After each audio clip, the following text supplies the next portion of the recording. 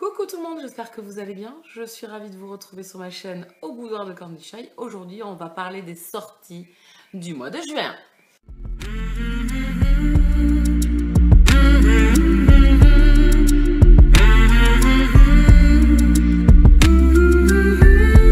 Oui, je sais que la dernière vidéo sortie n'est pas très loin, mais comme j'étais à la bourre, voilà. Et donc là, vous avez encore des sorties. De quoi en perdre la boule, je sais. On va regarder tout ça et installez-vous, prenez un sandwich, une bière, un café ou un thé parce qu'il y en a pour un petit moment. Parce que l'un dans l'autre, j'ai relevé quand même pas mal de lectures qui me font envie. Et comme d'habitude, on va faire par maison d'édition et on commence tout de suite par la maison d'édition Milady. Le tout premier dont je vais vous parler, c'est Sauvage, le tome 2, La Cité des Loups de Maria Veil, qui sort le 19 juin. Vous avez eu le premier tome qui était sorti, je crois que si je dis pas de bêtises, c'était au mois de mars, puisqu'il était présent au Salon du Livre de Paris, en grand format. Donc là, le tome 2 va sortir en grand format, donc je pense que c'est des livres qui vont être après réédités en format poche, enfin en tout cas, je l'espère. Donc là, ici, on est dans des meutes de loups, et il y a une romance de loups dans chaque tome, vous aurez compris. La saga s'appelle Alpha, le tome 1 s'appelle Parish de Millie Taden, qui sort le 18 juin. Alors ici, on est pareil dans des métamorphes, une unité d'élite. Je pense que va rencontrer, l'un des gars va rencontrer une nénette, je suppose, il va y avoir une romance paranormale. Donc unité Alpha, unité d'élite, donc je pense que c'est des unités qui appréhendent en fait les métamorphes qui abusent un petit peu, je suppose. Ensuite, un énième, Anita Blake, le tome 26, Serpentine de Lauren K. Hamilton, qui sort le 19 juin. Ici, on est dans l'urban fantasy, érotique, parce que là, il va falloir rajouter érotique à la fin bientôt, parce que bon. Donc, je ne sais pas si vous connaissez la saga Anita Blake. Je pense que beaucoup de monde, si vous lisez de l'urban fantasy ou de la romance paranormale, vous connaissez cette saga qui est sortie depuis quand même pas mal d'années. Elle était dans les premières sagas d'urban fantasy qui sont sorties. J'ai lu les 3 premiers tomes de cette saga et j'ai arrêté parce que c'était pas possible. J'ai pas pu me faire à l'héroïne. J'ai trouvé ça lent. J'ai trouvé qu'il y a énormément de longueur. J'ai pas plus apprécié l'héroïne que ça, et les personnages masculins ne m'ont pas plus conquise que ça. Donc Laurel Hamilton, faut savoir quand même que ces sagas sont quand même assez hot. Moi j'ai lu la saga Mary Gantry. Je suis arrivée au tome 8, je crois. Moi j'aime bien Mary Gantry, par contre autant je vais pas aimer, je vais pas y arriver à la faire cette vidéo.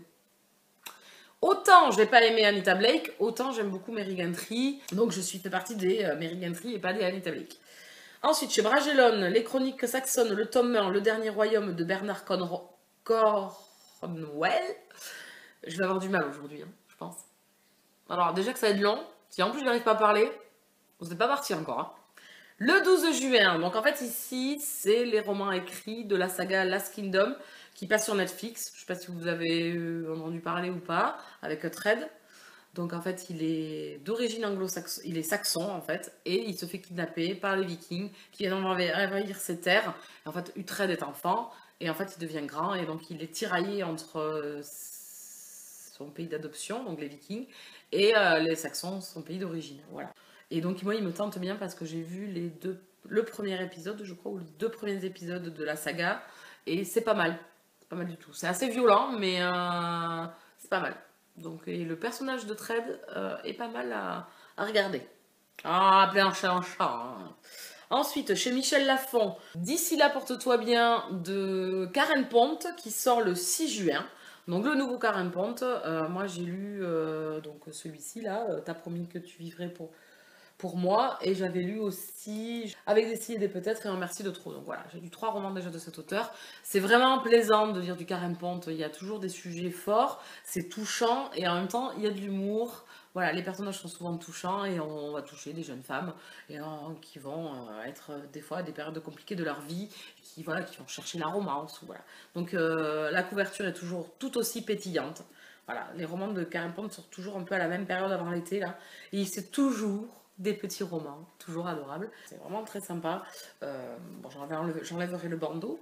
Et donc c'est une lecture que je vais faire très vite prochainement, là, donc je pourrai vous en parler bientôt. Voilà, mais bon, je pense que ça va quand même très très bien se passer encore une nouvelle fois avec Karen Ponte. Ensuite, on passe chez Mixem Bookmark avec les MM.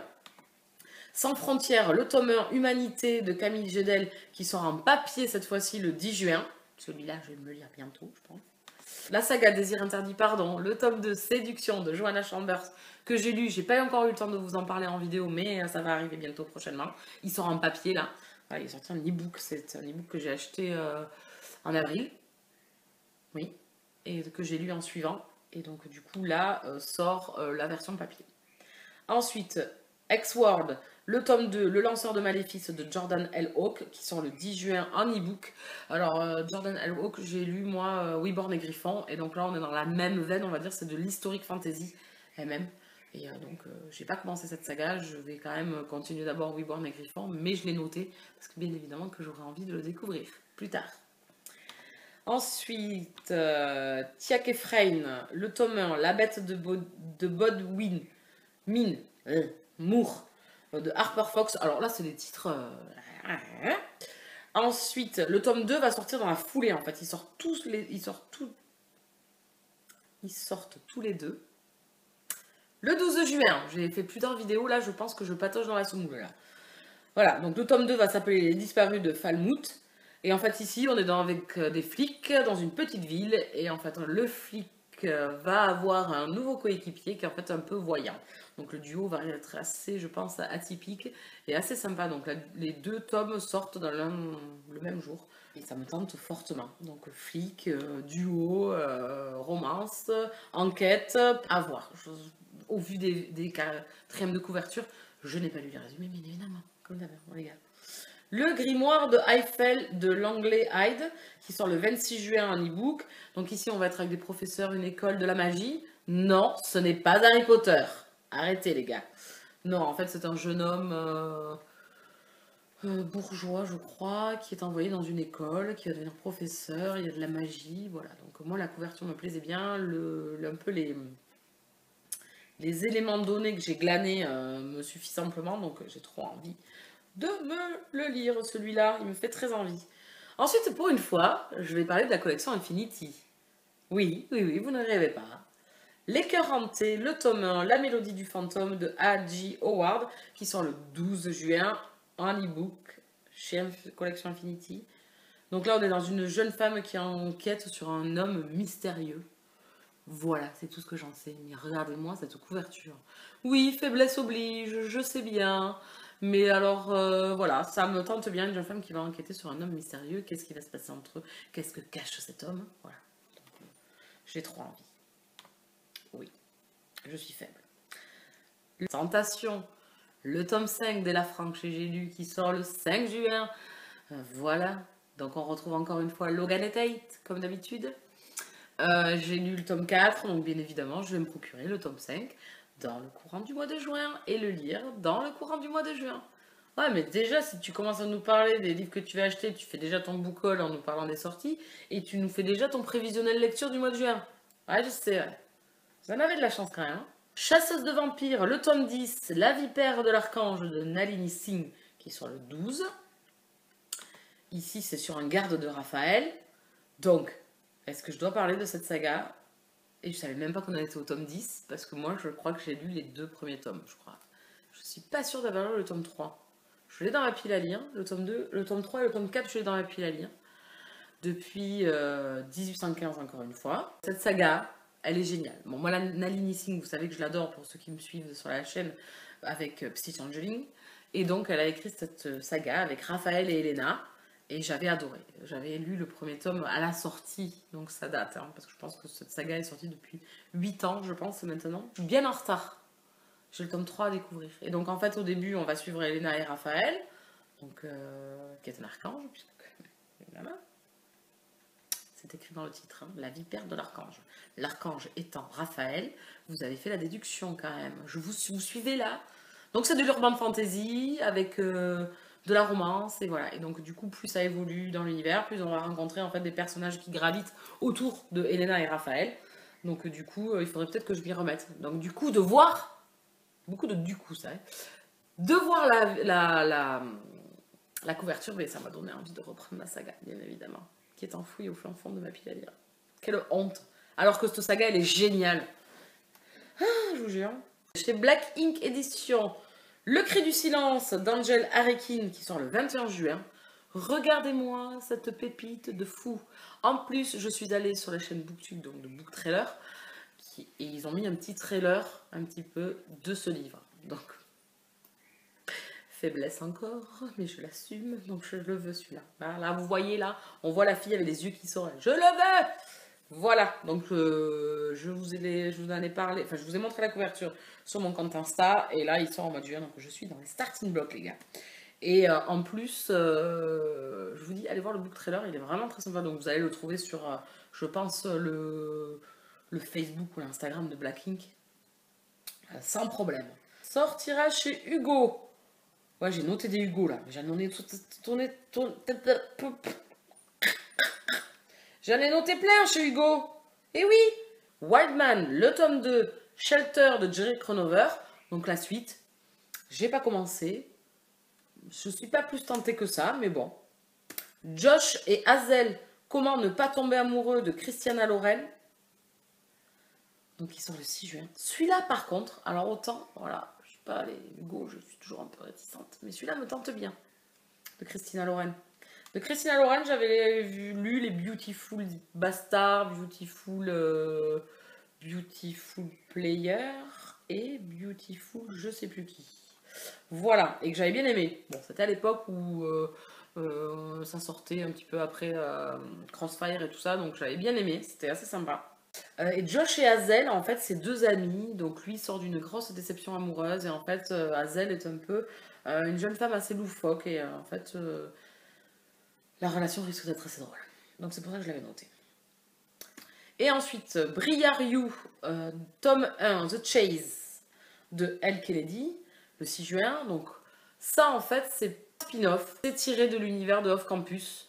On est toujours dans l'univers du hockey, on est toujours à la fac de Briard. Voilà, donc on reste dans le même univers, on reste avec les hockeyeurs et on repart avec une nouvelle saga de Elle Kennedy. Donc moi, j'ai lu le tome 1, The Deal, de Off Campus. Voilà, donc je l'ai noté. C'est un spin-off, une sorte de spin-off. Chez Fixia, donc en fait qui est Hugo, hein, mais en numérique ou en poche, des fois ils les sortent aussi. Donc là en poche, 5 de Margie No Name qui sort le 13 juin. La couverture est assez attirante, je sais plus trop, j'ai lu le résumé en plus, mais je me rappelle plus de quoi ça parle. Et ça avait l'air assez tentant. Je suis en train de réfléchir, mais je trouve pas. Bon, c'est pas grave. Et ensuite sort en poche, il est déjà sorti en e-book. Désir défendu de F.V. Estier qui sort le 13 juin. Donc j'ai lu déjà 2 romans de cet auteur, j'ai adoré, donc bien évidemment que j'ai envie d'avoir Désir défendu, même si j'avais déjà envie de l'avoir quand il est sorti en e-book. Mais vous savez ce que c'est, on a envie de plein de choses, on veut lire plein de choses, on lit pas beaucoup, et puis voilà quoi. Et puis on essaie de faire des économies. Et donc bon, enfin tout ça conjugué, ça a fait que je l'ai pas lu. Voilà. Donc là c'est de la romance contemporaine elle-même, entre un professeur et son élève. Voilà. Donc je pense que je vais craquer. Chez H. Steiner, le tome de Devious de L.G. Chen, qui sort en poche, il sort en grand format, vous suivez, et là il sort en poche le 5 juin. Donc c'est une saga que je voudrais commencer, que je n'ai toujours pas commencé. Et puis voilà, c'est toujours le même problème en fait. Donc je l'ai noté parce qu'il sort en poche, donc budget moindre.